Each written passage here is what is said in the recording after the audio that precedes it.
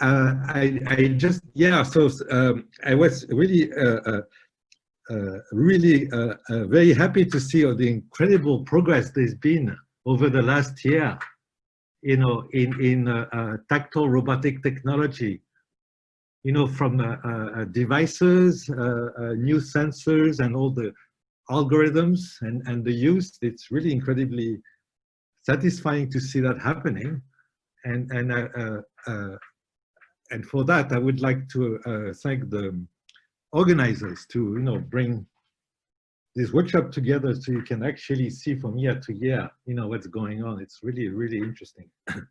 And I just wanted to mention in passing also that coincidentally, it was completely unwanted. I was asked to do a webinar on if you want, the general results or the ideas and on human touch. And so if you're interested, this webinar is actually online. It's been gone online for 3 days now. It's called From Haptic Science to Haptic Technology. And so you're welcome to see it. It's unfortunate because it's sort of come together with this one, but I'll try to do my best to bring some differences. And what I wanted to show actually is a movie that was made about 20 years ago, actually more than 20 years ago, by these colleagues here. I mean, these researchers led by Bolanowski, who, you know, has done a lot in studying human touch, and they were interested in seeing actually. Oh shoot! Ah, yeah, here we go. I hope you're seeing what I'm seeing.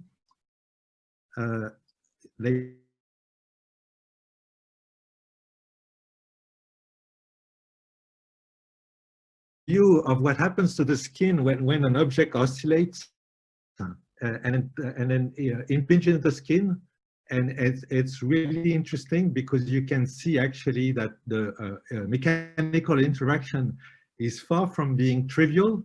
What is going on is actually an impact, and the impact has wide range consequences. You can actually, if you look at the movie carefully, you can see that the waves are propagating, and as we've observed later, it's really a fundamental phenomenon in tactile sensing.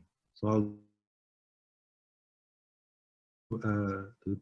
present.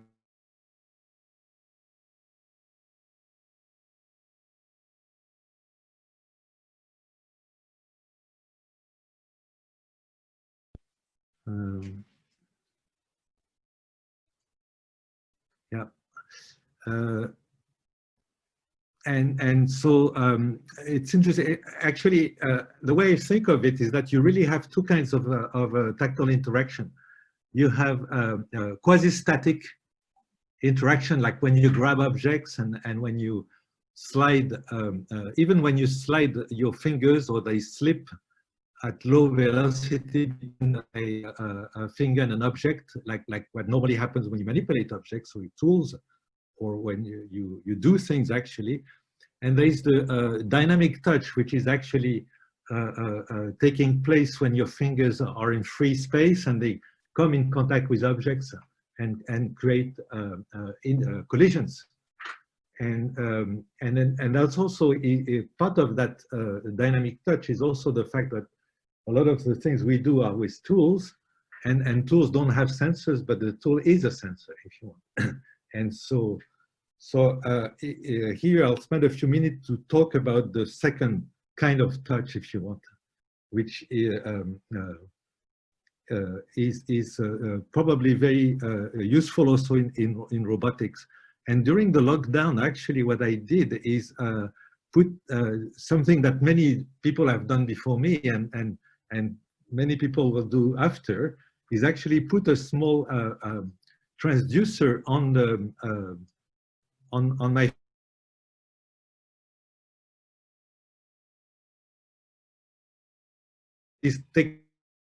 time.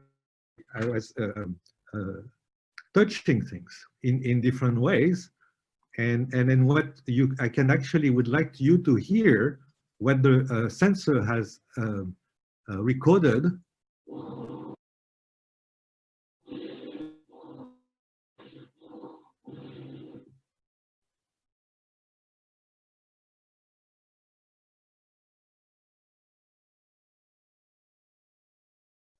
So in these two sounds, actually what you've heard is, did you hear them properly? Yes, yeah. So in the first case, my finger was actually rubbing against cork. So a cork is a rather soft material. It's compliant if you want. It's not very rough.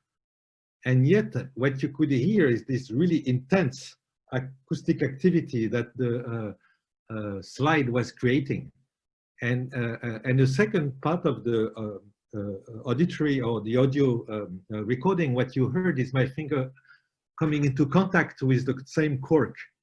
Okay, so in the two cases, you had the same object, but of course I was moving differently. In one case, it was sleep going on, and the second case, I was actually tapping on it.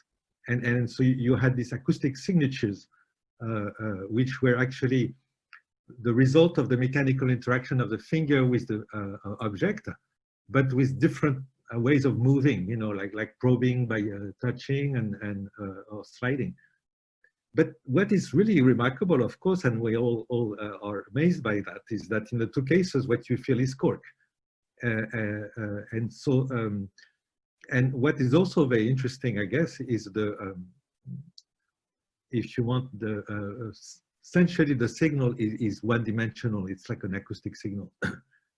And it gives you actually a fairly good image of what is the sort of information your brain is collecting when you behave dynamically this way.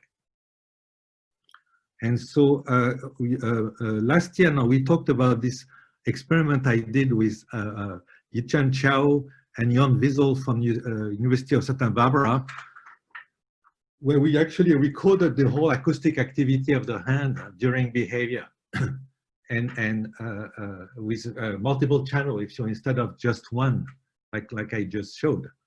And then what I would like to do now actually is to show you actually the sort of data we got, which illustrates how mechanical energy propagates from the fingertips to the entire autonomy, actually, as we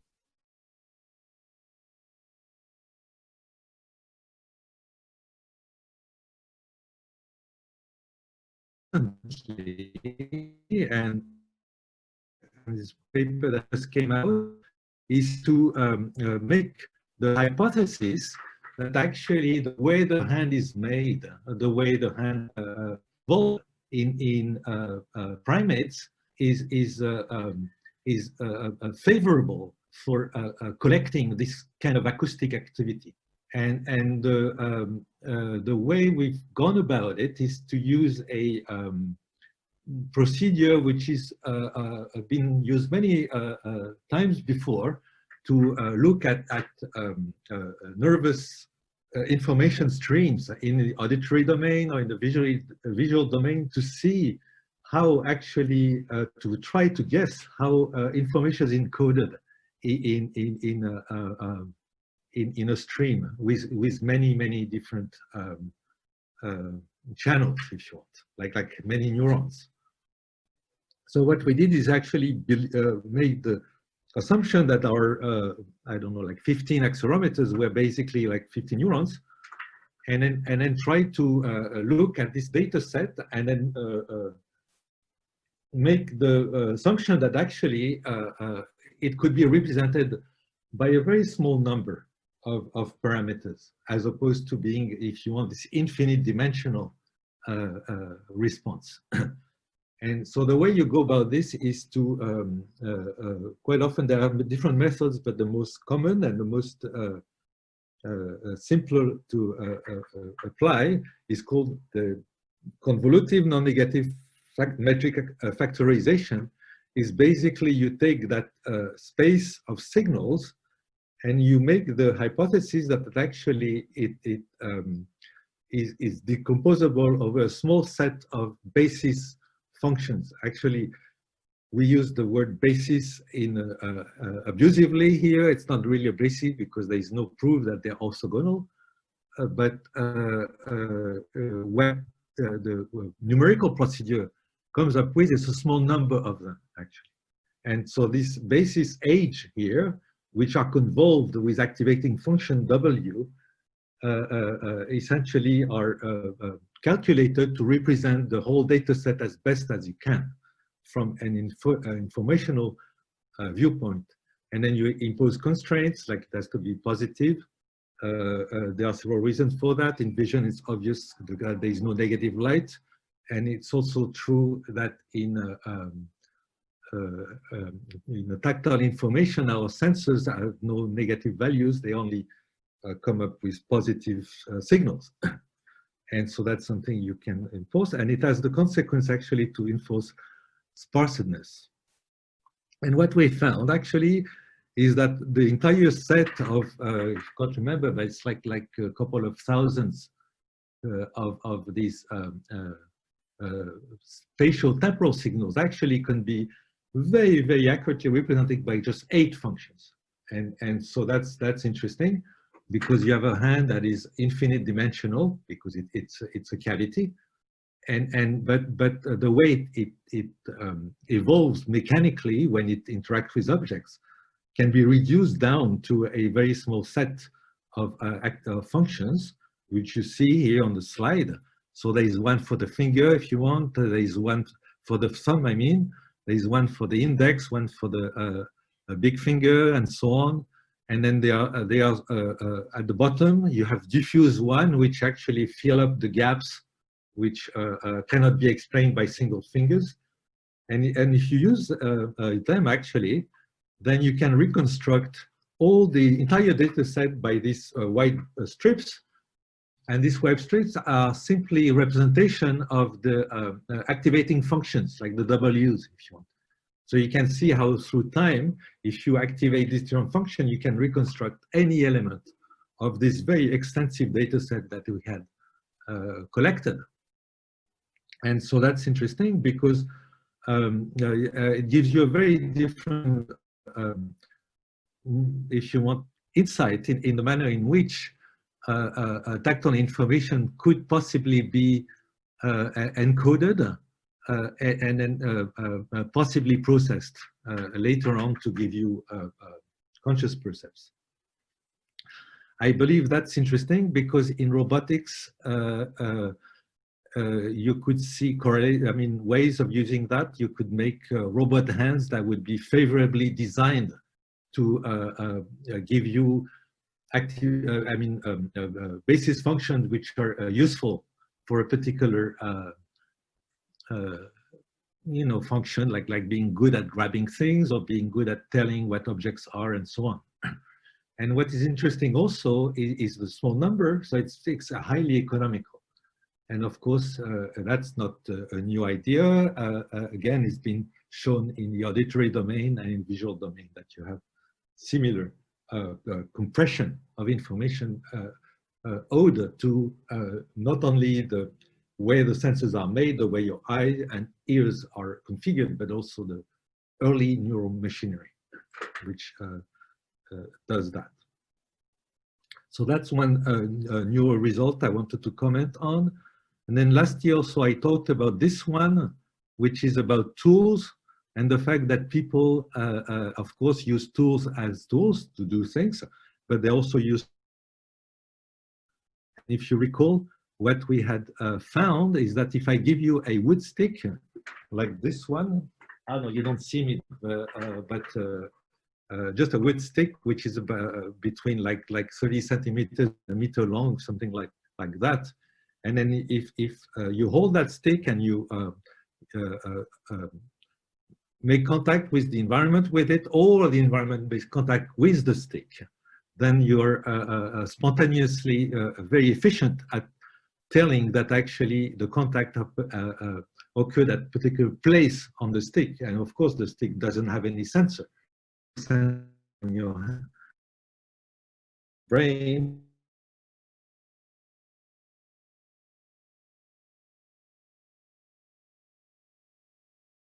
the tool, so they are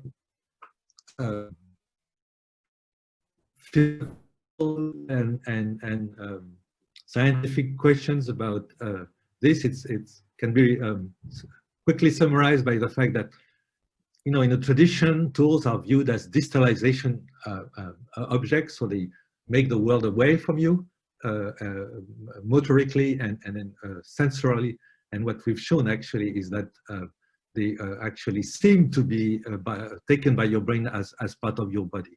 And so that's what I would, I'll skip this slide. I'll go directly to the new study that just came out also, which it was carried out mostly by Luke Miller, who is now at Radboud University in Nijmegen in the Netherlands, but that was done in Lyon under the direction of Alessandro Farnè at INSERM Lyon. And then essentially we're so intrigued by this phenomenon that we went ahead and try to record brain activity during, if you want, tool-embodied sensing with sticks.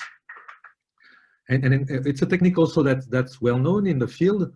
If you record the brain activity of a person experiencing a stimulus, if the stimulus is novel, then the brain activity is higher than when the stimulus is repeated. Okay, so that's something well known and well understood, and it's really interesting because it tells you several things about what your brain is doing. It tells you when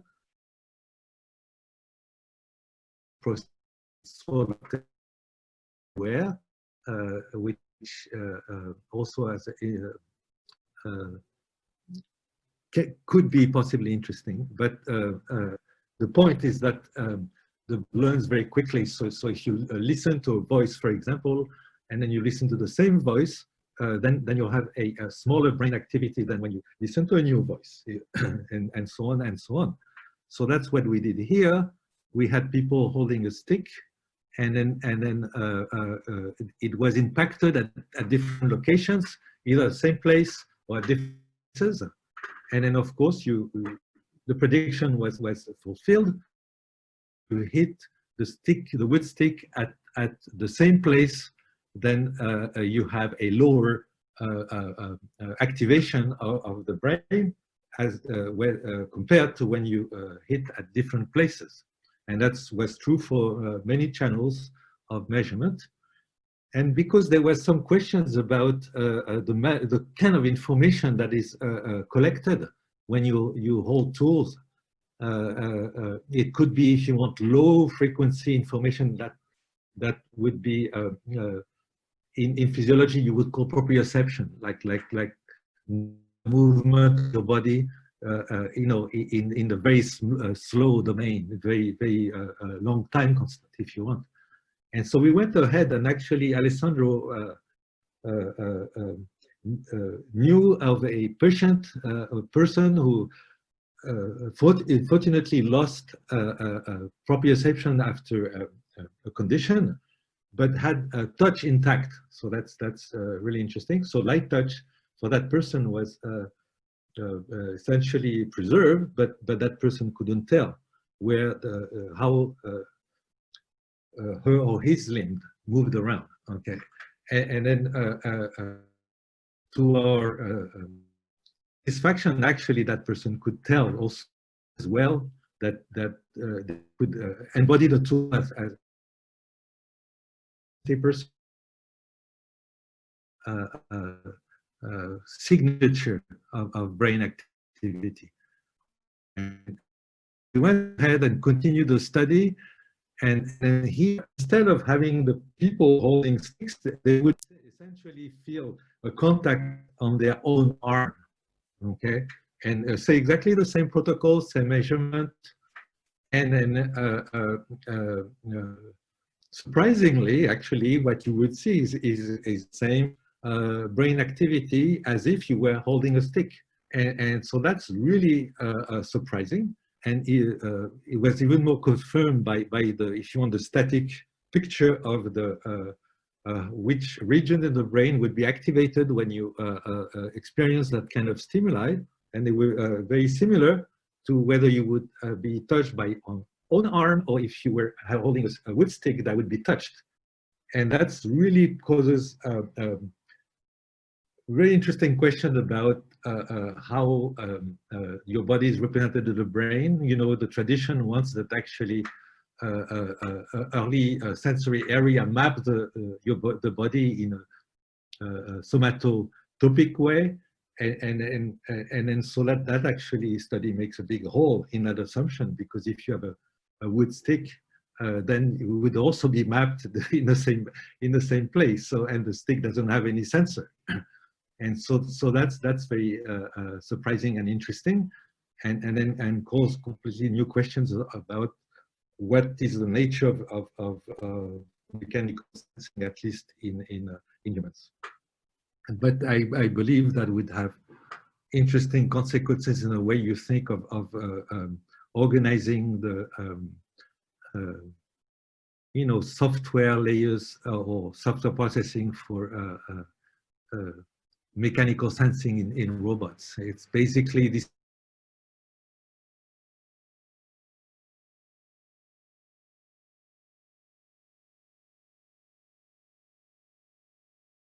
There.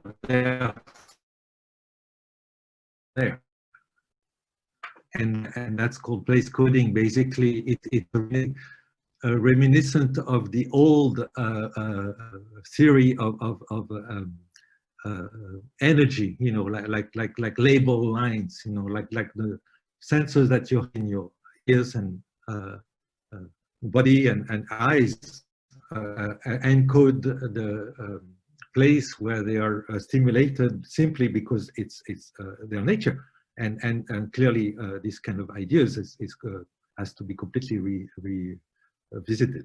And so on that, I will stop the presentation and make